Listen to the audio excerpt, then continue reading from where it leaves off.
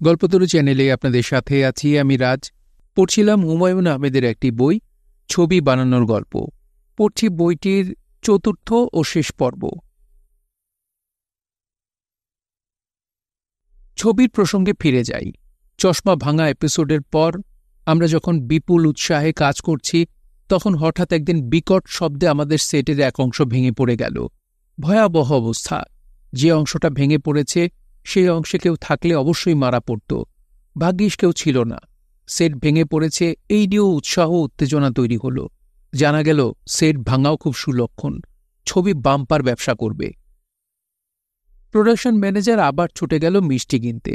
আমি বিমর্ষ মুখে বসে রইলাম। সেট ঠিক করতে হবে, লাইট ভেঙেছে, তার ক্ষতিপূরণ লাগবে। খরচের চক্করে পড়ে গেছি। ছবি পাড়ার সবচেয়ে বড় চক্কর হচ্ছে খরচের চক্কর। এই চক্কর থেকে মুক্তির উপায় নেই। একটা ছোট উদাহরণ দিলে খরচের চক্করের ব্যাপারটা পরিষ্কার হবে। মনে করা যাক আমার একটা সুচ দরকার। প্রোডাকশনের লোককে ডেকে বললাম, একটা সুচ নিয়ে আসো। সে কিছুক্ষণের মধ্যেই সুচ নিয়ে এসে বিল করবে। বিলের নমুনা। বিল, তারিখ 24/4/94। একটি সুচ 1 টাকা। যাওয়া বাবদ বেবি ট্যাক্সি ভাড়া 25 টাকা। ফেরা বাবদ বেবি ট্যাক্সি ভাড়া 30 টাকা। সর্বমোট 66 টাকা। বিল যে দোকান থেকে সুচ কেনা হয়েছে সেই দোকানের ক্যাশ মেমো থাকবে। দোকানদারের দস্তখত থাকবে। যে 2 বেবি ট্যাক্সিওয়ালা তাকে নিয়ে গেল এবং ফিরিয়ে নিয়ে এলো, তাদের দস্তখতও থাকবে। খুবই পাকা কাজ। এই জাতীয় চক্করে পড়ে আমি প্রায় দিশেহারা হয়ে গেলাম। এফডিসি সহকারী সংস্থা হলেও এমন এক সংস্থা যেখানে টাকা ছাড়া কোনো কাজ হয় না। সবার জন্য রেট বাঁধা আছে। অপটিক্যালের কাজ হবে 5,000 টাকা, ছবি প্রিন্ট 16,000 টাকা। নিয়মের কোনো ব্যতিক্রম হবে না। এফডিসির লোকজনদের অখুশি করা যাবে না। যদি তারা নাখোশ হয়, ছবি নষ্ট হয়ে যাবে।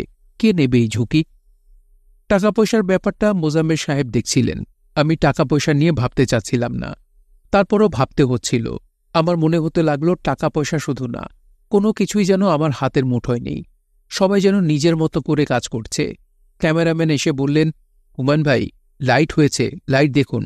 আর্টিস্ট বসানো হয়েছে, আর্টিস্ট ডলি জোহর। তিনি চিন্তিত মুখে সেলাই মেশিনে সেলাই করছেন। আমি দেখলাম ঝকঝকে আলো, কোথাও ডলি জোহরের ছায়া পড়ছে না। আমি বললাম, ভাই, ছায়া কোথায়? আর্টিস্ট সেলাই মেশিনে সেলাই করবেন, পেছনে থাকবে তার বিশাল ছায়া, সেই রকমই তো বলা হয়েছিল। রাতের সব দৃশ্যে মানুষের চেয়ে ছায়া বড় দেখাবে। ছায়াটা এখানে তার মনের ভয়ের প্রতীক। ছায়া কোথায় গেল? ছায়া বানাতে হলে আবার নতুন করে লাইট করতে হবে। করুন, নতুন করে লাইট করুন। আবার লাইট করা হলো। আমি বললাম, রাতের দৃশ্য হিসেবে আমার কাছে তো আলো অনেক বেশি লাগছে। মনে হচ্ছে দিনের মতো ঝকঝক করছে। আমাদের দেশের হল খারাপ, প্রজেকশন ঘরে কার্বন ঠিকমতো পোড়ায় না। আমরা যদি লাইট বেশি না করি, সেই সব হলে রাতের দৃশ্যগুলি কিছুই দেখা যাবে না। আপনি বললে লাইট কমিয়ে দেব। আপনি ডিসিশন দিন। কি ডিসিশন দেব বুঝতে পারি না। হতাশা বোধ করি। নিজের উপর প্রচণ্ড রাগ লাগে। সেই রাগের ছায়া পড়ে অন্যদের উপর। একদিন সেই কারণেই শিলাকে প্রচণ্ড ধমক দিলাম। সামান্য অভিনয় ঠিকমতো করতে পারছে না, মন লাগিয়ে কাজ করছে না, বারবার কাট হচ্ছে। কাট হওয়া মানে ফিল্ম নষ্ট, অর্থ নষ্ট। যে স্রোতে টাকা বের হচ্ছে তাতে মনে হচ্ছে অর্ধেক পথে ছবি বন্ধ করে দিতে হবে। মেয়েকে ধমকে সেই হতাশা কিছুটা কমানোর চেষ্টা করলাম। শিলা আমার উপর রাগ করল। রাত 2টায় বাসায় ফিরে খেতে বসেছি, সে খাবে না। তার অভিযোগ, কেন তাকে এত মানুষের সামনে ধমকানো হলো। আমি ভাত খাচ্ছি, বাচ্চা মেয়ে ভাত খাচ্ছে না, রাগ করে আছে, চোখের পানি অঝরে ঝরছে। শিলার মা এসে মেয়ের পাশে দাঁড়াল। তার রণরঙ্গিনী মূর্তি। মনে হয় সেও তার ব্যক্তিগত হতাশা আমার উপর ঝেড়ে ফেলছে। মেয়ের বার বক্তব্য, কেন তার মেয়েকে এত মানুষের সামনে অপমান করা হলো। গুলতেকিন বলল, আমার বাবা কখনো আমাকে মানুষের সামনে লজ্জা দেননি, অপমান করেননি। তোমার বাবা কি করেছেন? তোমার বাবা কি কখনো অচেনা মানুষের সামনে তোমাকে অপদস্থ করেছেন? আমি বললাম, না। তাহলে তুমি কেন তোমার মেয়েকে সবার সামনে ধমকালে? আমি বললাম, তোমার বাবাও সিনেমা বানাননি, আমার বাবাও সিনেমা বানাননি। তারা যদি বানাতেন এবং সেই ছবিতে অভিনয় করতাম, তাহলে হয়তো আমিও বকা খেতাম। রসিকতা করবে না। আচ্ছা যাও, করব না। শিলা তোমার এই ছবিতে অভিনয় করবে না, সে করতে চাচ্ছে না, এবং আমি তাকে বলে দিয়েছি করতে হবে না। আমার মাথায় আকাশ ভেঙে পড়ল। নিজের ঘরে একই সমস্যা। সত্যি সত্যি যদি মা মেয়ে কোনো সিদ্ধান্ত নিয়ে ফেলে, আমার পক্ষে সেই সিদ্ধান্ত পাল্টানো কঠিন হবে। হাতে সময়ও নেই। কাল সকালের শিফটেই শিলার কাজ। আমি খাওয়া ফেলে হাত ধুয়ে বারান্দায় এসে বসলাম। আমার রীতিমতো কান্না পেতে লাগল। শিলাকে ডেকে এনে বললাম, মা, তুমি নাকি আর অভিনয় করবে না? তোমার ছবিতে অভিনয় করব না। আচ্ছা ঠিক আছে, তোমাকে বকা দেবার জন্যে আমি খুবই দুঃখিত। একজন ছবির পরিচালক শিক্ষকের মতো, শিক্ষক তার ছাত্রকে বকা দিতে পারেন, এতে দোষ হয় না। আমি তোমার ছবিতে অভিনয় করব না। আচ্ছা ঠিক আছে, করতে হবে না, আমি অন্য কাউকে খুঁজে নেব। আমার উপর রাগ করে ভাত খাওয়া বন্ধ করার কোনো কারণ নেই। এসো আদর করে দিই। আমার আদর লাগবে না। অবশ্যই লাগবে, কাছে এসো তোমা। আর শোনো, আবারও বলছি, আমার ভুল হয়েছে, তোমাকে বকা দেওয়া অন্যায় হয়েছে। রাতে ভালো ঘুম হল না। এই সমস্যার সমাধান কি? মেয়ে যদি অভিনয় করতে না চায়, মেয়ের মা তার মেয়ের দিকটাই দেখবে, আমার দিকটা দেখবে না। আমাকে এই চরিত্রে অন্য কাউকে নিতে হবে। কাকে নেব? যেসব অংশ হয়ে গেছে সেসব রিশুট করতে হবে। সকাল 9টায় ঘুম ভেঙে দেখি শিলা শুটিংয়ের ব্যাগ হাতে অপেক্ষা করছে। রাতের ঘটনার লেশমাত্র তার মধ্যে নেই। আমি প্রতিজ্ঞা করলাম, আর কখনো লোকজনের সামনে মেয়েকে ধমকাব না। প্রতিজ্ঞা রক্ষা করতে পারিনি। সেদিনই সে আবার প্রচণ্ড ধমক খেল। তবে মন খারাপ করল না। মনে হলো বাবার এই ত্রুটি সে স্বীকার করে নিয়েছে। আমার সবচেয়ে বেশি বকা যার খাওয়ার কথা ছিল তিনি খাননি। নির্বিঘ্নে পার হয়ে গেছেন। তার নাম শঙ্কর, বাড়ি ময়মনসিংহ। অভিনয়ের জানেন না, তবে উৎসাহ সীমাহীন।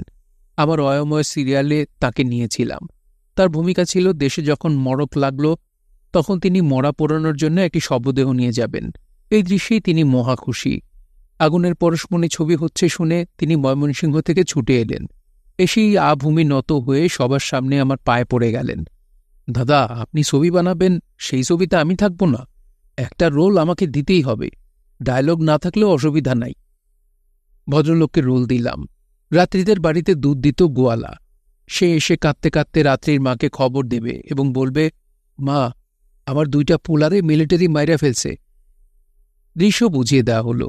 তিনি ডলি জহুরকে পা ছুঁয়ে প্রণাম করবেন, তারপর কাঁদতে শুরু করবেন। প্রথম শট এইটুকু। ক্যামেরা চালু করে অ্যাকশন বলতেই ভদ্রলোক দরজা খুলে ভেতরে এলেন। প্রণাম করার পরিবর্তে বললেন, সালাম আলাইকুম, আপা কেমন আছেন? আমরা সবাই হতভম্ব। আমি কাট বলতে ভুলে গেলাম। এ কি কাণ্ড!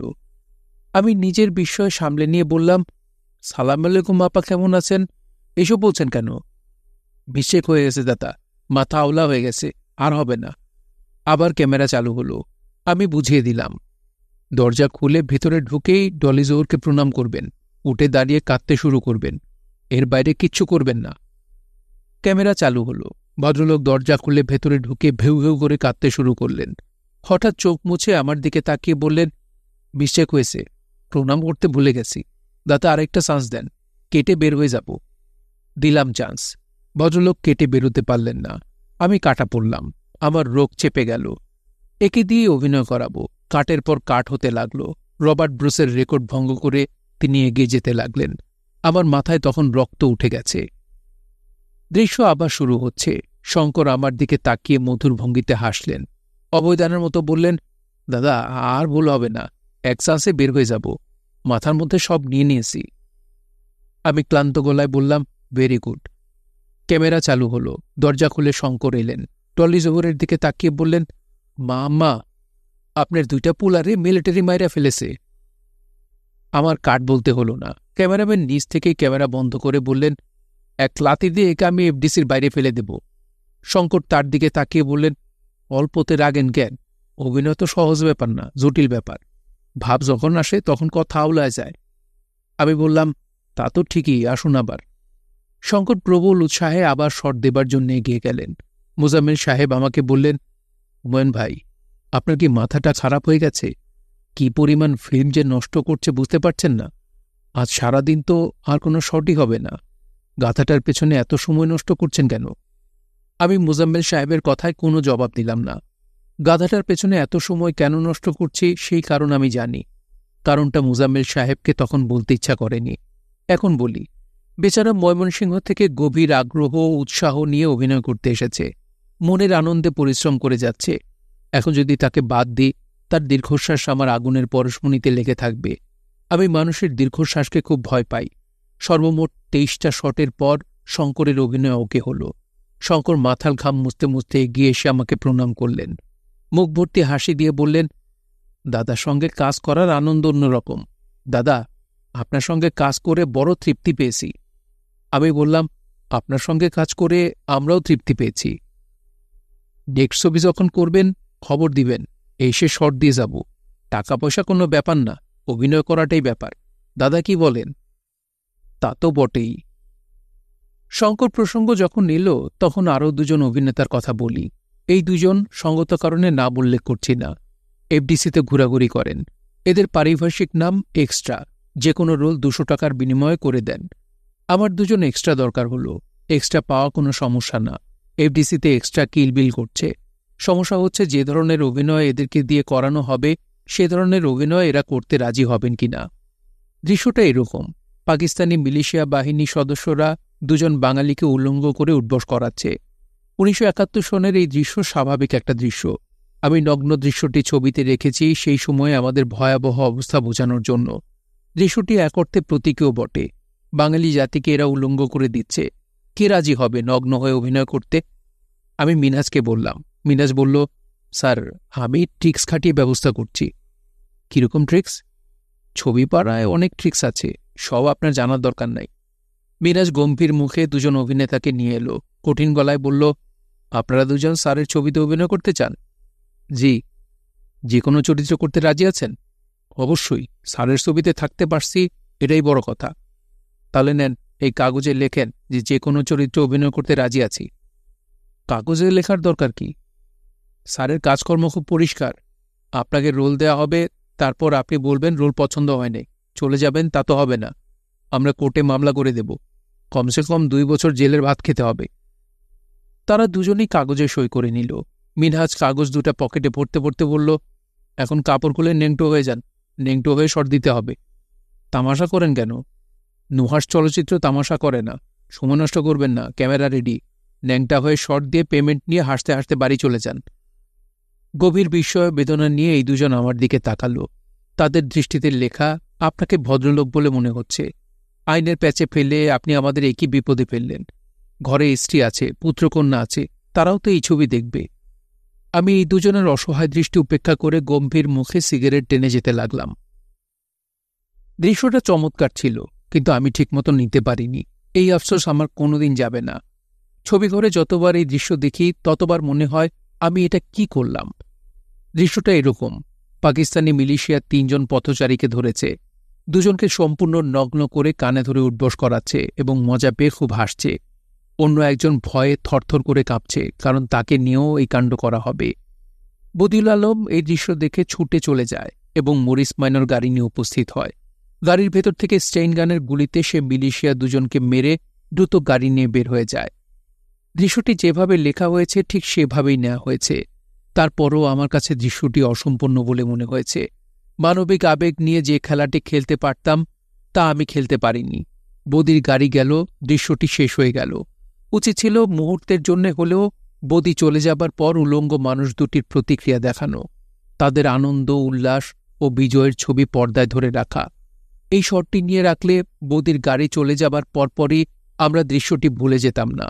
দৃশ্যটা অনেকক্ষণ মাথার ভেতর গানের সুরের রেশের মতো গুনগুন করত, শেষ হয়েও শেষ হতো না।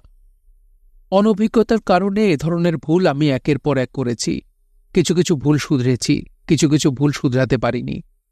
পূর্ণিমার চাঁদ দেখানোর জন্যে আমি আসল চাঁদ ব্যবহার না করে নকল চাঁদ ব্যবহার করেছি। পাঠক পাঠিকাদের জ্ঞাতার্থে জানাচ্ছি, এফডিসিতে চাঁদ তৈরির এক্সট্রা যন্ত্র আছে। যন্ত্রটা দেখতে মীর জুমলার কামানের মতো। এই যন্ত্রে নানান ধরনের চাঁদ তৈরি করে পর্দায় ফেলা হয়। ভাড়া 1 শিফটের জন্য 1000 টাকা। আমি 1000 টাকার নকল চাঁদ তৈরি করে সেই দৃশ্য ধারণ করলাম। কুৎসিত একটা মেকি চাঁদ। অথচ পূর্ণিমার জন্য অপেক্ষা করলেই আমরা পারতাম। তাড়াহুড়ার জন্য এই কাজটা করা হলো না। পবিত্র কোরআন শরীফে এই কারণেই হয়তো বলা হয়েছে, হে মানব সম্প্রদায়, তোমাদের বড়ই তাড়াহুড়া। ঈদের বাজারে কি হয় একটু বলে আমার বক্তব্য স্পষ্ট করি। বাবা মা তার 4 বছরের শিশুকন্যাকে নিয়ে সকাল 10টায় ঈদের বাজার করতে বের হলেন। মেয়ের জন্য ফ্রক কেনা হবে। যে ফ্রকই দেখেন পছন্দ হয় না। ডিজাইন খারাপ, কাপড় খারাপ, দাম বেশি। তারা ক্লান্তিহীন, জামা দেখেই বেড়াচ্ছেন। এক বাজার থেকে আরেক বাজারে যাচ্ছেন। মেয়ে এখন পরিশ্রান্ত, বাবার কোলে ঘুমুচ্ছে। একসময় সন্ধ্যা হয়ে গেল। বাবা মা দুজনের ধৈর্যের বাঁধ ভেঙেছে। এখন কি হবে? এখন যা হবে তা হল তারা একটা দোকানে ঢুকবেন, মেয়েকে দেখিয়ে বলবেন, এর মাপে একটা ফ্রক দিন। একটা ফ্রক দেয়া হলো, মাপে হলো কিনা তা তারা দেখলেন না, রং দেখলেন না, কাপড় দেখলেন না। আর কথা বলার শক্তি নেই, বাছাবাছির ধৈর্য নেই। মা বললেন, দাম কত? দোকানদার দাম বলল। দরদাম করা যাচ্ছে না। মেয়ে কাঁদতে শুরু করেছে। বাবা পকেট থেকে মানিব্যাগ বের করে টাকা গুনে দিয়ে ফ্রক নিয়ে চলে গেলেন। ছবি বানানোর সময় এই ব্যাপারই হয়। প্রতিটি খুঁটিনাটি গভীর মনোযোগে দেখা হতে থাকে। সময় বয়ে যায়, সবাই ক্লান্ত হয়ে পড়েন। শট নেবার সময় সবারই ধৈর্যের বাঁধ ভেঙে যায়। তখন একটা কিছু হলেই হলো। আমি সবসময় চেষ্টা করেছি আমার ক্ষেত্রে যেন এরকম না হয়, আমি যেন ধৈর্য হারা না হই। তারপরেও মাঝে মাঝে ধৈর্য হারিয়েছি। পূর্ণিমার চাঁদকে সেই কারণেই পর্দায় ধরতে পারিনি। এই দুঃখ কোনোদিন যাবে না। অভিনেতাদের কাছ থেকে অভিনয় আদায়ের ব্যাপারটা দুরূহ, বিশেষ করে আমার পক্ষে। আমি অভিনেতা নই, অভিনয় জানি না। অভিনয় করে কাউকে কিছু শেখানোর ক্ষমতা আমার নেই। আমি সিচুয়েশন ব্যাখ্যা করি। অভিনেতাকে বলি, এই সিচুয়েশনে আপনি কি করবেন? অভিনেতা অভিনয় করে দেখান। যখন পছন্দ হয় না তখন অন্যভাবে করতে বলি। ট্রায়াল এবং এরর মেথড। কোনো কোনো ক্ষেত্রে অভিনয়ের পুরো ব্যাপারই অভিনেতার উপর ছেড়ে দিয়ে বলি, আপনি যা ভালো মনে করেন তাই করুন। এর ফল শুভ হয় না। বেশিরভাগ ক্ষেত্রেই অভিনেতারা এই বক্তব্যের পর দ্বিধাদ্বন্দ্বে ভুগতে থাকেন। আসাদুজ্জামান নূর হচ্ছেন তার উজ্জ্বল উদাহরণ। তিনি সবসময় বলেন, আমি ডিরেক্টরের অভিনেতা, আমি কি করব না করব তা ডিরেক্টরকে বলে দিতে হবে। তার অভিনয় দেখে আমার প্রায় মনে হয়েছে মহান কোনো ডিরেক্টরের হাতে পড়লে কি চমৎকার ব্যাপারই না হতো। একজন পোলান্সকি, একজন গদার, একজন তারকাভস্কি কিংবা একজন সত্যজিৎ কি জিনিসই না বের করে আনতে পারতেন। ছবির কোন দৃশ্য কিভাবে নেব সেই বিষয়ে আমার কোনো অস্পষ্টতা ছিল না। আমি প্রতিটি দৃশ্য অনেকবার ভেবে শর্ট ডিভিশন করেছি। দৃশ্য ধারণের সময় শর্ট ডিভিশন হুবহু অনুসরণ করতে পারলাম না। অ্যাসিস্ট্যান্ট তারা চৌধুরী এবং ক্যামেরাম্যান আখতার সাহেবের একটা প্রবণতা দেখা গেল তাৎক্ষণিকভাবে নতুন শর্ট ডিভিশন করা। তাদের যুক্তি, খাতাপত্রের শর্ট ডিভিশন ও স্পটের শর্ট ডিভিশন দুই ব্যাপার। এরা দুজন এক্সপার্ট, আমি আনাড়ি, এই ভেবে ওদের যুক্তি মেনে নিয়েছি, যদিও কাজটা ঠিক হয়নি। খাতাপত্রের শর্ট ডিভিশন থেকে এরা বের হয়ে আসতে চেয়েছে মূলত ঝামেলা এড়ানোর জন্যে। তারার ভেতর আরেকটি ব্যাপার কাজ করেছে। আমার মতো ভালো কেউ জানে না, ছবির লাইনে আমি এক্সপার্ট, এটি প্রমাণ করা। প্রায় দেখা যেত অ্যাক্সিস ক্রসিং নিয়ে ক্যামেরাম্যানের সঙ্গে তার লেগে গেছে। সে বলছে অ্যাক্সিস ক্রস হয়েছে, ক্যামেরাম্যান বলছে হয়নি। এইসব ক্ষেত্রে বিবাদের ফয়সালা পরিচালক করেন, আমি করতে পারছি না। অ্যাক্সিস ক্রসিং ব্যাপারটাই আমি বুঝি না। পাঠকদের অবগতির জন্য জানাচ্ছি, এখন আমি জানি অ্যাক্সিস ক্রসিং কী ব্যাপার। অবস্থা এই পর্যায়ে যখন গেল তখন এক সন্ধ্যায় তারাকে বরখাস্ত করা হলো। প্রধান সহকারী পরিচালকের দায়িত্ব দেওয়া হলো মিনহাজুর রহমানকে। তারা হতভম্ব। তাকে এক কথায় ছবি থেকে আমি বের করে দেব তা সে কল্পনাও করেনি। শেক্সপিয়ারের একটি বাক্য আমার খুব পছন্দের, I have to be cruel only to be kind. তারাবিহীন আগুনের পরশমণি ভালোই এগুতে লাগল। ক্যামেরাম্যান আক্তার হোসেন আমাকে এসে ধরলেন। তারার অবস্থা দেখে তার খুব মায়া লাগছে। তিনি নিজেকে অপরাধী মনে করছেন, তাকে যেন আমি আবার দলে নেই। আক্তার সাহেবের সঙ্গে যুক্ত হল আমার মেজকন্যা শীলা। তার যুক্তি হচ্ছে, তারা চাচাকে তুমি বাদ দিচ্ছ, সেই বাদটা ছবির শুরুতে দিলে না কেন, মাঝখানে কেন? তাকে আরেকবার সুযোগ দাও। আমার মনে হয় তিনি আর কোনো ঝামেলা করবেন না। তারাকে আবার ডেকে নিলাম, লাভ হল না। দ্বিতীয় দিনের মাথাতেই অ্যাক্সিস ক্রসিং নিয়ে আবারও লেগে গেল। আক্তার সাহেব রাগ করে ক্যামেরা বন্ধ করে বসে রইলেন। আমি তাকে বললাম, রাগ করার আপনার সুযোগ নেই, আপনার অনুরোধেই তাকে আবার নেওয়া হয়েছে। ক্যামেরা চালু করুন। ক্যামেরা চালু হলো। আমার অনভিজ্ঞতা আমাকে যতটা না সমস্যায় ফেলেছে তার চেয়ে বেশি হয়েছে আমার অনভিজ্ঞতার সুযোগ অন্যরা গ্রহণ করেছেন। উদাহরণ দিয়ে বলি, রাশ প্রিন্ট দেখার সময় হঠাৎ লক্ষ্য করলাম ছবির কিছু কিছু অংশ কাঁপছে। আমি জানতে চাইলাম ছবি কাঁপছে কেন। আমাকে বলা হলো প্রজেকশন মেশিনের জন্যে কাঁপছে। এফডিসির প্রজেকশন মেশিন ভালো না। আমি বললাম, প্রজেকশন মেশিনের কারণে ছবি কাঁপলে সব ছবি কাঁপত, কিন্তু আমি দেখছি কিছু কিছু অংশ কাঁপছে। আমাকে বোঝানো হলো দুরকম কাঁপুনি আছে, হরাইজন্টাল এবং ভার্টিক্যাল। ভার্টিক্যাল কাঁপলে সমস্যা প্রজেকশন মেশিনের। আমার অনভিজ্ঞতার কারণে আমি তাই মেনে নিলাম। পরবর্তী সময় দেখা গেল এই কাঁপুনি এসেছে চিত্রগ্রহণের ত্রুটির জন্যে। যখন আমি বারবার সবার কাছে জানতে চাচ্ছি কাঁপুনিটা কি ক্যামেরার কারণে হচ্ছে, তখন যদি কেউ বলতো হ্যাঁ, আমি অবশ্যই প্রতিটি শট রিশুট করতাম। কেউ বলেনি। আমার এক্সপার্ট আশ্চর্যবোধক চিহ্ন, সহকারী পরিচালক তারা, এক্সপার্ট এডিটর আশ্চর্যবোধক চিহ্ন আতিকুর রহমান মল্লিক, এক্সপার্ট আশ্চর্যবোধক চিহ্ন ক্যামেরাম্যান আক্তার হোসেন, কেউ না। সেন্সর প্রিন্ট তৈরি হয়ে যাবার পর আমার মনটা খুবই খারাপ হলো। কি আশ্চর্য, কিছু কিছু জায়গায় ছবি কাঁপছে। আমাকে প্রবোধ দেয়া হলো এই বলে যে বাংলাদেশের সব ছবি কোনো না কোনো পর্যায়ে কাঁপে, আপনার ছবির কাঁপুনি সেই তুলনায় কিছুই না, সিন্ধুতে বিন্দু। তাদের প্রবোধ বাক্যে মন মানল না। পুরো ছবি দেখার পর সারা রাত ঘুম হল না, বারান্দায় বসে কাটিয়ে দিলাম। পরদিন ভোরে এফডিসিতে উপস্থিত হয়ে ঘোষণা করলাম যেসব অংশ কাঁপছে সেই সব অংশ আমি আবার রিশুট করব। সবাই মাথায় হাত দিয়ে বসে গেল। আবার সবকিছু জোগাড় করা, আবার শুটিং, এডিটিং, ডাবিং, মিউজিক আর প্রিন্টিং, শতেক ঝামেলা। আমি বললাম হোক ঝামেলা, আমাদের টার্গেট হচ্ছে মহান বিজয় দিবসে ছবি মুক্তি। এই কাজগুলি করতে গেলে সেটা সম্ভব হবে না। সম্ভব না হলে না হবে, অনেক খরচ পড়বে। অনেক মানে কত? প্রায় 2 লক্ষ টাকা। আমি মাথায় হাত দিয়ে বসে পড়লাম। আমার সব সঞ্চয় শেষ। আসাদুজ্জামান নূরের কাছ থেকে টাকা ধার করে শেষের দিকে শুটিং করছিলাম। ছবি নিয়ে ব্যস্ত থাকায় দীর্ঘদিন বই লিখিনি। বইয়ের রয়্যালটি থেকে কিছু পাচ্ছি না। একটা কাজ করতে পারি, মাইক্রোবাসটা বিক্রি করে দিতে পারি, কিন্তু মাইক্রোবাসটা আমার বাচ্চাদের খুব শখের। মাঝে মধ্যেই আমরা দল বেঁধে এই মাইক্রোবাসে উঠে ঢাকার বাইরে চলে যাই। মাইক্রোবাস বিক্রি করে দিলে বাচ্চারা মনে খুব কষ্ট পাবে। ছবির প্রয়োজনীয় পরিবর্তন করা হলো না। আমি আমার এই ছবি ঘরে অনেকবার দেখতে গিয়েছি। ছবিটা এত অসংখ্যবার আমার দেখা যে গভীর বিষাদের জায়গাগুলিতে এখন আর চোখে পানি আসে না। শুধু যখন কাঁপুনি অংশগুলি আসে তখন চোখ জলে ভরে যায়। এই চোখের জল নিতান্তই ব্যক্তিগত ব্যর্থতার জল, একান্তই আমার গোপন অশ্রু। ছবি বানানোর গল্প লিখছি। প্রকাশক জনাব আহমেদ মাহফুজুল হক লেখা স্লিপ নিয়ে যাচ্ছেন, প্রুফ দিয়ে যাচ্ছেন এবং প্রতিবারই বলছেন, হুমায়ূন ভাই, মজার ঘটনা তো এখনো কিছু লিখছেন না। মজার ঘটনা বলতে তিনি আলাদা করে কি বুঝাতে চাচ্ছেন জানি না। আমার ধারণা যা লিখেছি বেশ মজা করেই তো লিখেছি। এর বাইরে কোনো বাড়তি মজা কি আছে? একদিন তাকে জিজ্ঞেস করলাম, মজার ঘটনা বলতে কি বুঝাচ্ছেন? ওই যে এফডিসিতে যখন যেতাম আপনি শুটিং নিয়ে মজার মজার গল্প করতেন। কোন গল্পগুলি বলুন তো? যেসব গল্প শুনে আমরা হো হো করে হাসতাম। অনেকেই তো আমার প্রতিটি কথাতেই হো হো করে হাসেন, আমাকে মনে করেই দিন। ওই যে নূর ভাইয়ের ডিপ ফ্রিজে মরা কুকুর। আমি একটি দীর্ঘ নিঃশ্বাস ফেললাম। আসাদুজ্জামান নূরের ডিপ ফ্রিজে মরা কুকুর গল্পটির অংশবিশেষ বানানো অংশ বাতিল করলে গল্পটি দাঁড়ায় না। হুমায়ূন ভাই, ডিপ ফ্রিজে মরা কুকুর গল্পটা বলতেই হবে। আমার কোনো অনুরোধই তো আপনি রাখছেন না, এইটা রাখতে হবে। আচ্ছা বেশ, রাখব। আর কোনটা? ওই যে জ্যান্ত কবর দেয়া হলো। আমি আবারও দীর্ঘ নিঃশ্বাস ফেললাম। এই গল্পটিও বানানো। আসলে আমি যা করি তা হচ্ছে মজাদার গল্প তৈরি করে বিশ্বাসযোগ্যভাবে বলি। গল্প বলা শেষ হলে সামনে যে থাকে তাকে জিজ্ঞেস করি, ঘটনা এরকম না? আপনিও তো ছিলেন।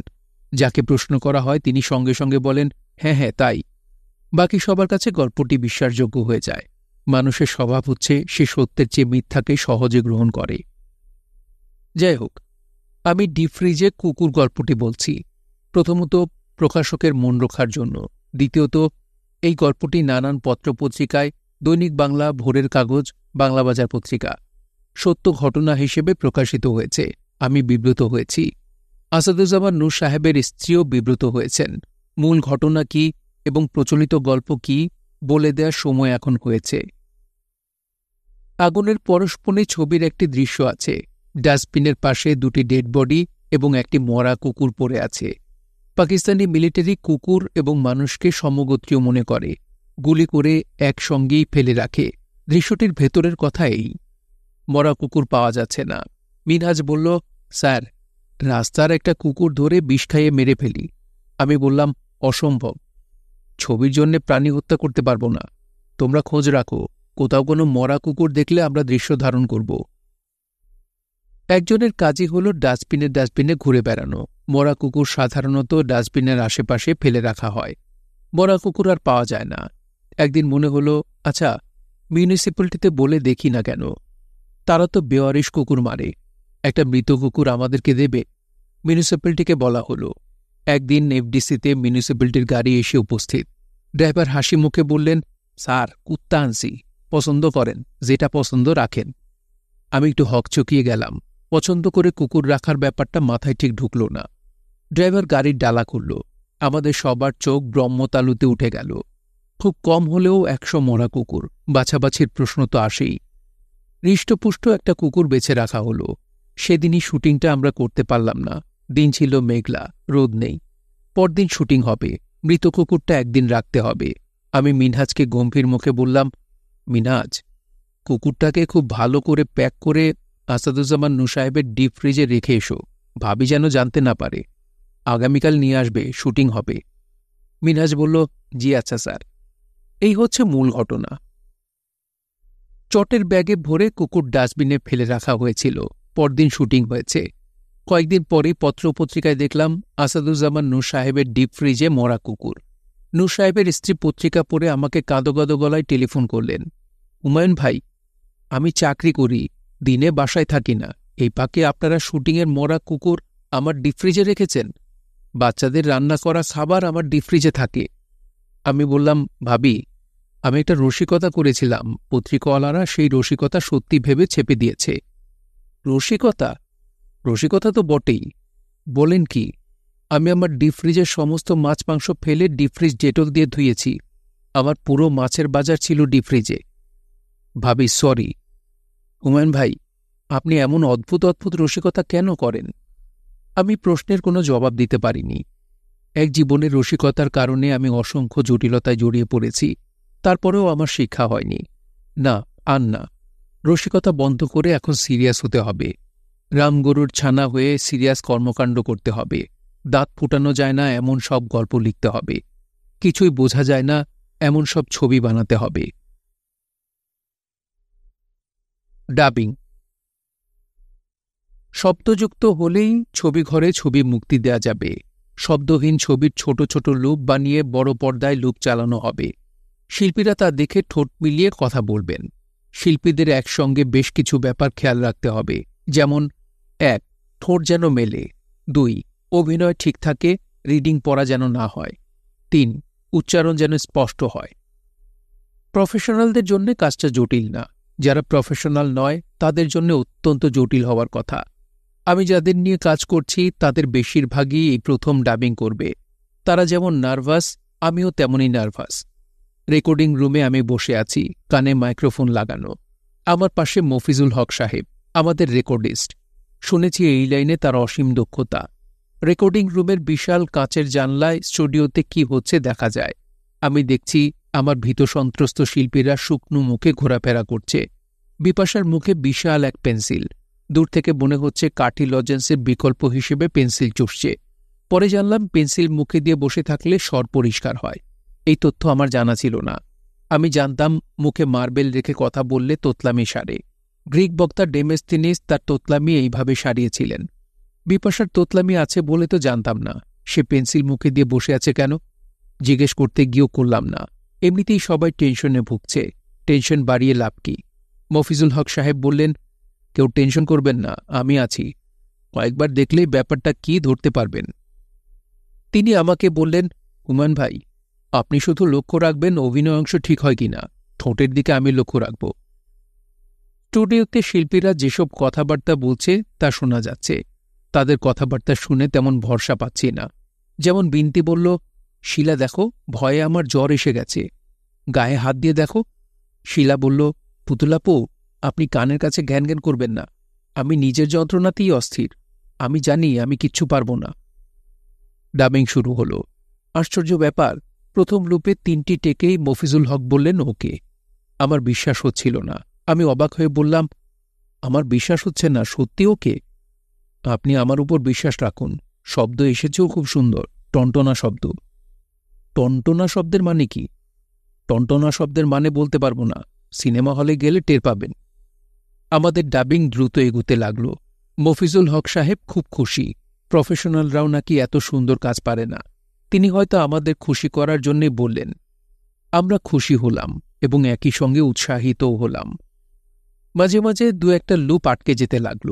টেকের পর টেক হয়, কিছুতেই ওকে হয় না।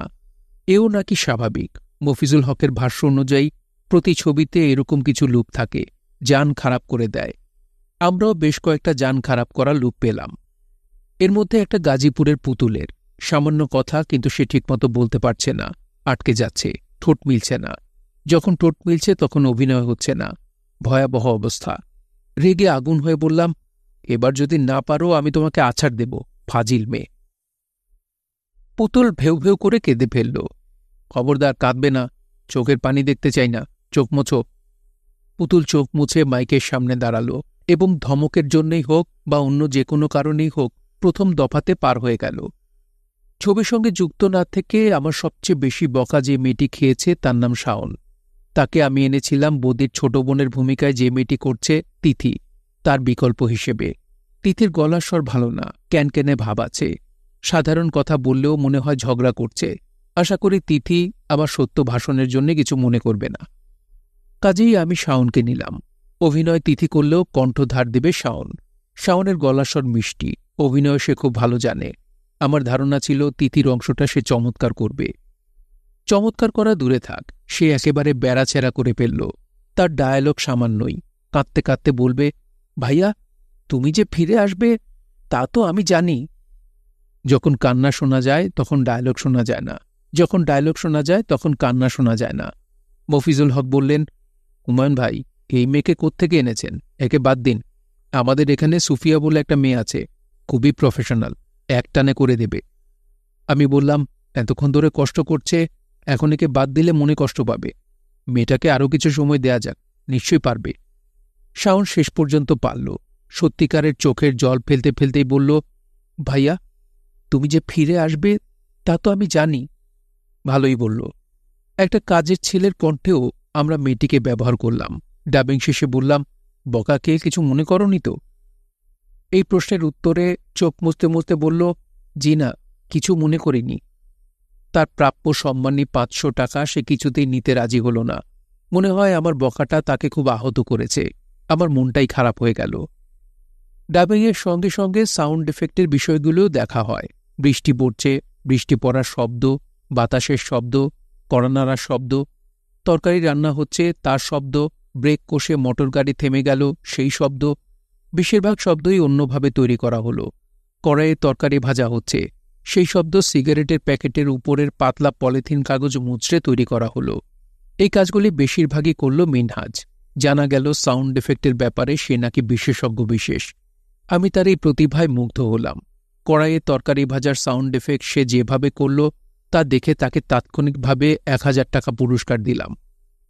সেদিন তার মুখের ভাব দেখে আমার মনে হচ্ছিল, জাতীয় চলচ্চিত্র পুরস্কার পেয়ে শিল্পীরা যতটা আনন্দিত হয়, মিনহাজ আমার কাছ থেকে সামান্য 1000 টাকা পেয়ে ততটাই আনন্দিত হয়েছে। ডাবিং শেষে মফিজুল হক সাহেব তৃপ্ত মুখে বললেন, কাজ খুব ভালো হয়েছে, টনটনা ভয়েস, অনেকদিন এমন টনটনা ভয়েস রেকর্ড করিনি। আমি মফিজুল হক সাহেবের কথায় তেমন গুরুত্ব দিলাম না। টনটনা ভয়েস আমার মাথায় ঢুকল না। তবে জাতীয় চলচ্চিত্র পুরস্কার ঘোষণার পর অবাক হয়ে দেখলাম মফিজুল হক সাহেবকে আগুনের পরশমণি ছবির জন্যে শ্রেষ্ঠ শব্দগ্রাহক হিসেবে জাতীয় চলচ্চিত্র পুরস্কারে সম্মানিত করা হয়েছে। জটিলতা সরলতা। ডাবিং শেষ হবার পর শুরু হল ছবির আবহ সঙ্গীত যোজনা। এই কাজটি সঙ্গীত পরিচালক ছাড়া সবার জন্যই মোটামুটি আনন্দদায়ক। রেকর্ডিং রুমে আমরা সবাই বসে থাকি। ভুল বললাম, বালিশে মাথা রেখে শুয়ে থাকি। এসি দেয়া বিশাল ঘর, কার্পেট পাতা। আমার নির্দেশে মিনহাজ গোটা 10 বালিশ এনেছে। বালিশে মাথা রেখে আমরা শুয়ে আছি। পর্দায় ছবি চলছে। প্রথমে আবহ সঙ্গীত ছাড়া, তারপর আবহ সঙ্গীত সহ। সত্য সাহা একটু পরপর জিজ্ঞেস করছেন কেমন হচ্ছে। আমি বলছি অসাধারণ। না বুঝেই বলছি, সঙ্গীত কলা আমার ধরা ছোঁয়ার বাইরে। ছোটবেলায় একবার গান শেখার ইচ্ছা হয়েছিল। বাবাকে গিয়ে কাঁদো কাঁদো গলায় বলেছিলাম, আমি গান শিখব। তিনি বিস্মিত হলেও একজন গানের শিক্ষক নিয়ে এলেন। সেই ভদ্রলোক অসীম ধৈর্যের সঙ্গে আমার গান শুনলেন এবং দুঃখিত ব্যথিত গলায় বললেন, তোমার গলায় সুর নেই এবং সুরবোধ নেই, তুমি বরং তবলা শেখো। আমার তাতেও আপত্তি ছিল না। দেখা গেল তবলার জন্য যে তালবোধ দরকার তাও আমার নেই। তেরে কেটে ধিনতা পর্যন্ত যাবার পর আমার তবলা শিক্ষক পালিয়ে গেলেন। সঙ্গীতের মোহন জগতের দরজা আমার জন্য বন্ধ হয়ে গেল। কাজেই সত্য সাহার প্রতিটি কথায় আমার অসাধারণ বলা ছাড়া উপায় কি? আমি রেকর্ডিং ফ্লোরে বালিশে মাথা রেখে শুয়ে আছি। আমার পাশে অন্যরাও আছে। পরিচালক হিসেবে বিশেষ ব্যবস্থা। আমাকে একটি কোল বালিশও দেয়া হয়েছে। গল্পগুজব হইচই হচ্ছে। হঠাৎ আমার কাছে মনে হলো আমি যেন ঠিক স্বস্তি পাচ্ছি না। এক ধরনের মানসিক চাপ অনুভব করছি। সেই মানসিক চাপের কারণটা স্পষ্ট হচ্ছে না। সমস্যাটা কি? আমি কার্পেট ছেড়ে উঠে বসলাম। পরপর 2টা সিগারেট খেলাম। সত্য সাহা বললেন, হুমায়ুন ভাই, কি ব্যাপার? আমি বললাম, কোনো ব্যাপার না। আপনি কি কোনো কিছু নিয়ে খুব চিন্তিত? হ্যাঁ। ব্যাপারটা কি? ব্যাপারটা কি আমি সত্য সাহাকে বললাম না। হঠাৎ অন্য একটা চিন্তা আমাকে অভিভূত করে ফেলছে। আমি সেটা নিয়ে ভাবছি, খুব অস্থির বোধ করছি। আমি বানাচ্ছি মুক্তিযুদ্ধের ছবি। সেই ছবিতে জাতির জনক বঙ্গবন্ধুকে কোনো না কোনোভাবে উপস্থিত করা যায় না? মূল চিত্রনাট্যে তিনি নেই, উপন্যাসেও নেই। অবরুদ্ধ ঢাকা নগরীর 3 দিনের কাহিনীতে তার উপস্থিতির প্রয়োজন ছিল না। কিন্তু আমি একটা ছবি বানাচ্ছি, সেই ছবিতে তিনি থাকবেন না। আমার ছবি কেন বাংলাদেশ টেলিভিশন হবে? বাংলাদেশ টেলিভিশনে তিনি নিষিদ্ধ। আমার ছবিতে কেন নিষিদ্ধ হবেন? অনেকগুলি সমস্যা দেখা দিল। 1, যে চিত্রনাট্যে সরকারি অনুদান পেয়েছি সেই চিত্রনাট্যে বঙ্গবন্ধু শেখ মুজিবুর রহমান নেই। তাকে নিয়ে এলে অনুদান কমিটি আমাকে ধরবে। 2, আমি ছবি শেষ করে ফেলেছি, এখন কোথায় তাকে আনব? আনলে এমনভাবে আনতে হবে যেন আরোপিত মনে না হয়। সেটা কি সম্ভব? 3, ধরা যাক তাকে ভালো মতোই আনলাম, সেন্সর বোর্ড কি আমাকে ছাড়পত্র দেবে? সূর্যের চেয়ে বালি সবসময় গরম থাকে। সেন্সর বোর্ড বিষয়ক বালি খুবই উত্তপ্ত থাকার কথা। 4, এই নিয়ে পত্রপত্রিকায় বিতর্ক শুরু হলে দেখা যাবে মহান বিজয় দিবসে আমি ছবিটি মুক্তি দিতে পারছি না। কি করা যায়? আমি ছবির নির্বাহী প্রযোজক মোজাম্মেল হোসেন সাহেবকে আড়ালে ডেকে জিজ্ঞেস করলাম, আমি বঙ্গবন্ধুকে কোনো না কোনোভাবে ছবিতে আনার পরিকল্পনা করেছি, আপনি কি বলেন? মোজাম্মেল সাহেব আঁতকে উঠে বললেন, সর্বনাশ, এই কাজটা করবেন না। নিজের মহাবিপদ নিজে ডেকে আনবেন না। আমি ছবির সঙ্গে যুক্ত আমার আরও কিছু ঘনিষ্ঠজনকে জিজ্ঞেস করলাম। আশ্চর্যের কথা হল, সবাই বললেন কাজটা ঠিক হবে না। একটা কিছু আমার মাথায় ঢুকে গেলে আমি সেটাই করি। সবার আপত্তি অগ্রাহ্য করলাম। ছবিতে বঙ্গবন্ধু শেখ মুজিবুর রহমানের কণ্ঠ যুক্ত হল। কিভাবে হলো বলি। ছবিটি শুরু হচ্ছে মতিনুদ্দিন সাহেবকে দিয়ে। চিত্রনাট্য দেখুন। মতিন সাহেব শর্টওয়েভে বিবিসি ধরার চেষ্টা করছেন, ধরতে পারছেন না। কাঁচার টিয়া পাখি তাকে বিরক্ত করছে। তার স্ত্রী সুরমা সেলাই মেশিনে সেলাই করছে। মেশিনের ঘটাং ঘটাং শব্দ তাকে বিরক্ত করছে। এর মধ্যেও তিনি গভীর আগ্রহে বিবিসি শোনার চেষ্টা করছেন। আমি করলাম কি, বিবিসির বদলে করে দিলাম স্বাধীন বাংলা বেতার। স্বাধীন বাংলা বেতারে তখন বঙ্গবন্ধু শেখ মুজিবুর রহমানের বজ্রকণ্ঠ প্রচারিত হল। 7ই মার্চের ভাষণের এক অংশ। এবারের সংগ্রাম, স্বাধীনতার সংগ্রাম। যেহেতু বজ্রকণ্ঠ সে সময় প্রচারিত হতো, সেহেতু ব্যাপারটা মোটেই আরোপিত মনে হল না। মনে হল ছবিটি বানানোই হয়েছে এইভাবে। বজ্রকণ্ঠের পরপরই আমি একটা গান ব্যবহার করলাম, জয় বাংলা, বাংলার জয়। কোথাও ছন্দপতন হল না, বরং পুরো বিষয়টার একটা প্রতীকী ভাব চলে এলো। মুক্তিযুদ্ধের একটা ছবি শুরুই হচ্ছে বঙ্গবন্ধু শেখ মুজিবুর রহমানের বজ্রকণ্ঠ দিয়ে। আমি ছবিটির 2টি ভার্সন তৈরি করলাম। একটিতে বজ্রকণ্ঠ আছে, আরেকটিতে নেই। চিত্রনাট্যে যেরকম আছে সেরকম। যদি সেন্সর থেকে পাশ করাতে না পারি, তাহলে চিত্রনাট্যের ভার্সনটি ছবি ঘরে যাবে। আমি ব্যাপারটি যতদূর সম্ভব গোপন রাখার চেষ্টা করলাম। ব্যাপারটা জানল আমার সহকারী পরিচালক তারা চৌধুরী, ব্যবস্থাপক মিনহাজুর রহমান, ছবির এডিটর আতিকুর রহমান মল্লিক এবং সাউন্ড রেকর্ডিস্ট মফিজুল হক। আমি বজ্রকণ্ঠ আছে এই প্রিন্টটি সেন্সরে জমা দিলাম। সেন্সর বোর্ডের সদস্যরা ছবি দেখলেন। তাদের অনেকের মুখ গম্ভীর হয়ে গেল। তারা আমাকে বোর্ডরুমে ডেকে পাঠালেন। বোর্ডের সভাপতি বললেন, ছবি ঠিক আছে, তবে কয়েকটি ব্যাপারে কিছু পরিবর্তন করতে হবে। প্রয়োজনীয় পরিবর্তনের পরেই ছাড়পত্র পাওয়া যাবে। আমি বললাম, বিষয়গুলি বলুন। শেখ মুজিবুর রহমানের বজ্রকণ্ঠ বাদ দিতে হবে।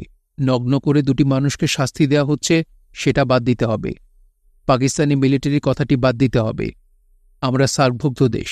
আমরা এমন কিছু করতে পারি না যা সার্কের চেতনা ক্ষুণ্ণ করে। আমি কি এই বিষয়ে আমার মতামত বলতে পারি? অবশ্যই পারেন। আমরা ছবির ছাড়পত্র না দিলে আপিল বোর্ডে আপিলও করতে পারবেন। আমি আমার পক্ষের যুক্তি দিতে শুরু করলাম। পাঠক পাঠিকাদের অবগতির জন্য জানাচ্ছি, আমি মিসির আলি সাহেবের মতো না পারলেও মোটামুটি ভালো যুক্তি দিতে পারি। তাছাড়া আমি গিয়েছিলাম পুরোপুরি প্রস্তুত হয়ে। সেন্সর বোর্ডের সদস্যদের সেই প্রস্তুতি ছিল না। ছবিটি দেখার পরপরই তাদেরকে যুক্তিতর্কে আসতে হয়েছে। তারা চিন্তাভাবনার সময় পাননি। সেন্সর বোর্ডের কিছু সম্মানিত সদস্য আমাকে সমর্থন করলেন, বেশ ভালোভাবেই করলেন। একজনের নাম না বললেই নয়, তিনি মোস্তফা সামান আব্বাসী। আব্বাসী সাহেব আমার পেছনে শক্ত পাঁচিলের মতো দাঁড়ালেন। সেন্সর বোর্ডের বৈরী সদস্যরা সামান্য ভুল করলেন। তাদের হাতে একটা শক্ত যুক্তি ছিল, তারা সেই যুক্তি ব্যবহার করলেন না। তারা বলতে পারতেন, এটি সরকারি অনুদানে নির্মিত ছবি, অনুদানের জন্য স্ক্রিপ্ট জমা দেওয়া হয়েছিল, সরকারের সঙ্গে আপনার চুক্তি হয়েছিল, আপনি স্ক্রিপ্টের বাইরে যাবেন না, এই মর্মে আপনি চুক্তিপত্রে সই করেছেন। এখন স্ক্রিপ্টের বাইরে গিয়েছেন, তা আপনি করতে পারেন না। এই যুক্তি যদি তারা দিতেন আমি স্বীকার করে নিতাম এবং বজ্রকণ্ঠ ছাড়াই ছবিটি পাশ করিয়ে নিতাম। আমি যুক্তিবাদী মানুষ, যুক্তিবিদ্যার প্রতি আমার আস্থাও প্রবল, কিন্তু তারা সেই যুক্তিতে না গিয়ে হাস্যকর যুক্তি দিতে লাগলেন, যা থোপে টেকে না। শেষ পর্যন্ত বজ্রকণ্ঠ সহই তারা ছবির ছাড়পত্র দিলেন। মূল নাটক শুরু হলো। তারপর আমি পুরো ব্যাপারটা যথাসম্ভব গোপন রাখার চেষ্টা করেও গোপন রাখতে পারলাম না। চারদিকে খবর ছড়িয়ে গেল। খবরটা ছড়ালো ভুলভাবে। আমি বঙ্গবন্ধু শেখ মুজিবুর রহমানের ৭ই মার্চের ভাষণ ছবি থেকে কেটে বাদ দিয়েছি। পত্রিকার ইন্টারভিউয়াররা আগুনের পরশমণির অভিনেতা অভিনেত্রীদের কাছে গেলেন। তারা আকাশ থেকে পড়লেন। তারা বললেন, বঙ্গবন্ধুর ভাষণ কি ছবিতে আছে? কই, আমরা তো কিছু জানি না। আসলেই তারা কিছু জানেন না, তাদের কিছু জানায়নি। একটা ভুল আমি করলাম। যে বিতর্ক সৃষ্টি হয়েছিল তা দূর করার চেষ্টা করলাম না। পত্রিকায় একটা ঘোষণা দিয়ে আমি তা দূর করতে পারতাম। আমার ইচ্ছে করল না। ছবি ঘরে ছবি একদিন রিলিজ হবে, তখনই সবাই জানবে ব্যাপারটা কি। তাছাড়া আমার একটু মনও খারাপ হলো। দৈনিক সংবাদে আমাদের দেশের একজন নামী টিভি অভিনেত্রী দীর্ঘ প্রতিবেদন ছাপলেন। সেখানে বঙ্গবন্ধুর ভাষণ বাদ দেওয়ার জন্য আমাকে অনেক গালাগালি করা হলো এবং সমস্ত অভিনেতা অভিনেত্রীদের আহ্বান জানানো হলো, কেউ যেন আমার কোনো নাটক বা সিনেমায় অভিনয় না করেন, আমাকে যেন বয়কট করা হয়। অভিনেত্রীর প্রতিবেদন পড়লে মনে হওয়া স্বাভাবিক যে বঙ্গবন্ধুর ভাষণযুক্ত ছবিটি অন্য কেউ বানিয়েছে। আমি কাঁচি দিয়ে সেটা বাদ দিয়েছি। তিনি সবাইকে আহ্বান জানিয়েছেন আমার কোনো নাটক বা সিনেমায় অংশগ্রহণ না করার জন্যে। তাকে মনে করিয়ে দিচ্ছি, বাংলাদেশ টেলিভিশন এখন পর্যন্ত বঙ্গবন্ধুর নাম উচ্চারণ করে না। সেই বাংলাদেশ টেলিভিশন কিন্তু তিনি বয়কট করেননি। মনের আনন্দেই সেখানে অভিনয় করেছেন এবং করছেন। আমি এই অভিনেত্রীকে মনে করিয়ে দিতে চাচ্ছি, সবাই যখন ঝিম ধরেছিলেন তখন তুই রাজাকার স্লোগান এদেশের প্রতিটি ঘরে আমি পৌঁছে দিয়েছিলাম। তাকে আবারও মনে করিয়ে দিই, লেখকদের বলা হয় জাতির আত্মা। আমি ক্ষুদ্র লেখক হলেও এই কথাটি সবসময় মনে রাখি। আগুনের পরশমণি ছবিটি ভুল সময়ে ভুল বিতর্কে জড়িয়ে পড়ল। ১৬ই ডিসেম্বর ছবিটি চট্টগ্রামে মুক্তি পেল না। বঙ্গবন্ধুর ভাষণ নেই এই অজুহাতে চট্টগ্রামের যে সিনেমা হলে মুক্তি পাওয়ার কথা ছিল সেই সিনেমা হল ভাঙচুর করা হল। এই দুঃখ আমার কোনোদিন যাবার নয়। এসো করো স্নান। আপনারা কি লক্ষ্য করেছেন, ছবি বানানোর গল্প বলার সময় আমি তেমন কোনো ধারাবাহিকতা রক্ষা করছি না। যখন যা মনে আসছে গল্প করার মতো বলে যাচ্ছি। আগেরটা পেছনে, পেছনেরটা আগে হয়ে যাচ্ছে। এলোমেলো ভাব চলে এসেছে। অঙ্কের মতো ধাপে ধাপে এগিয়ে শেষ পর্যায়ে আসছি না। এই ভালো, সবসময় অঙ্ক কষে লাভ কি। আসুন এখন আপনাদের বলি, সেটে ছবির সর্বশেষ দৃশ্য কিভাবে নেওয়া হলো, শেষ দিনের শুটিংয়ে কি হলো, কেমন হলো। সর্বশেষ শুটিং হল মতিনুদ্দিন সাহেবের বাড়ির উঠোনে। দৃশ্যটা এরকম, হঠাৎ বৃষ্টি নেমেছে। রাত্রে খুব বৃষ্টিতে ভিজতে ইচ্ছে করছে। সে উঠোনে নেমে গেল, বৃষ্টিতে ভিজছে। একা ভিজে সে তেমন আনন্দ পাচ্ছে না। ছোট বোন অপালাকেও ডাকল। অপালা টিয়া পাখির খাঁচা হাতে উঠোনে নেমে গেল। সে নিজেও স্নান করবে, টিয়া পাখিকেও স্নান করাবে। তাদের সঙ্গে যুক্ত হল কাজের মেয়ে বিন্তি। তারা মহানন্দে বৃষ্টিতে ভিজছে, ব্যাকগ্রাউন্ডে গান হচ্ছে। শেষ দৃশ্যের জন্য যতটুকু বৃষ্টি প্রয়োজন তার চেয়ে অনেক বেশি বৃষ্টির ব্যবস্থা আমি করে রেখেছিলাম। পরিকল্পনা হল, দৃশ্যগ্রহণ শেষ হবে কিন্তু বৃষ্টিপাত থামবে না, বৃষ্টি পড়তেই থাকবে। আমি সবাইকে নিয়ে সেই বৃষ্টিতে নেমে পড়ব। দৃশ্যগ্রহণ শেষ হল, আমি বৃষ্টিতে নেমে পড়লাম। বললাম, আসুন, আপনারাও আসুন। সকলেই হতভম্ব। ভালো কাপড় চোপড়ও পরে সবাই এসেছে। বৃষ্টিতে ভিজলে উপায় হবে কি? আমার আহ্বানের সাড়া জাগল না, কেউ নামল না। আমি একাই ভিজছি। সম্ভবত আমাকে একা ভিজতে দেখে আমার ছোট মেয়ে বিপাশার মায়া লাগল। সে বৃষ্টিতে নেমে এসে আমার হাত ধরল। নেমে এলেন আমার বন্ধু আর্কিটেক্ট করিম। কেউ একজন ধাক্কা দিয়ে মোজাম্মেল সাহেবকে পানিতে ফেলে দিলেন। তিনি জাপটে ধরে নামালেন ক্যামেরাম্যান আক্তার হোসেনকে। তারপরে একে একে সবাই বৃষ্টিতে নেমে এলেন। নকল বৃষ্টি আমাদের মাথায় মুষলধারে পড়ছে। মহিলারা শুরুতে ইতস্তত করছিলেন। তারা তাদের দ্বিধা কাটিয়ে পানিতে নামলেন। আনন্দিত গলায় বলতে লাগলেন, আরও বৃষ্টি, আরও বৃষ্টি। একজন অতিথি স্যুট পরে এসেছিলেন। তিনিও গম্ভীর মুখে নেমে পড়লেন। দুটি বড় বড় স্পিকারে গান হচ্ছে, এসো নিপবনে ছায়াবিথি তলে, এসো কর স্নান নবধারা জলে। উঠোনে সবাই নাচতে নাচতে ভিজছে। তাদের উল্লাসে গানের কথা চাপা পড়ে যাচ্ছে। একসময় আমার চোখে পানি এসে গেল। বিরাট একটা দায়িত্ব হাতে নিয়েছিলাম, সেই দায়িত্ব শেষ করেছি। প্রবল বৃষ্টিতে আমার চোখের পানি কেউ দেখল না, না দেখাই ভালো। আমার ছোট মেয়ে আমার হাত ধরে গানের তালে তালে খুব নাচছে। তার মা দাঁড়িয়ে ডাকছে, বিপাশা উঠে এসো। সে উঠবে না। আমি মুগ্ধ হয়ে আমার কন্যার নাচ দেখতে দেখতে মনে মনে বললাম, আমি অকৃতি অধম বলেও তো তুমি কম করে কিছু দাওনি। যা দিয়েছ তার অযোগ্য ভাবিয়া কিরেও তো কিছু নাওনি। তব আশিস কুসুম ধরিয়া এই শিরে পায়ে দোলে গেছি, চাই নাই ফিরে। তবু দয়া করে কেবলই দিয়েছ, প্রতিদান কিছু চাওনি। শিল্পী তালিকা: বিপাশা হায়াত, রাত্রি; আসাদুজ্জামান নূর, বদিউল আলম; আবুল হায়াত, মতিন উদ্দিন; ডলি জহুর, সুরমা; শিলা আহমেদ, অপালা; হোসনে আরা পুতুল, বিনতি; মোজাম্মেল হোসেন, বদির মামা; দিলারা জামান, বদির মা; তিথি, বদির বোন; সালে আহমেদ, পান দোকানদার; জহির বিশ্বাস, মুক্তিযোদ্ধা; লুৎফুর রহমান জর্জ, মুক্তিযোদ্ধা; তুহিন, মুক্তিযোদ্ধা; ইয়ামিন আজমান, মুক্তিযোদ্ধা; বদরুদ্দোজা, মুক্তিযোদ্ধা; ফারুক আহমেদ, অফিস কর্মচারী; ওয়ালিউল ইসলাম ভূঁইয়া, মিলিটারি কর্নেল; ড মিনার আহমেদ, অফিস সহকর্মী; অরুণ শঙ্কর, দুদলা; শফিক কামাল, নেপথ্য ঘোষক; শহীদুল্লাহ, গ্যারেজ মালিক; সুবর্ণা মেওয়া, মুক্তিযোদ্ধা তুহিনের স্ত্রী; বাংলাদেশ সেনাবাহিনী ৪৬ ব্রিগেড, পাকিস্তানি সেনাবাহিনী।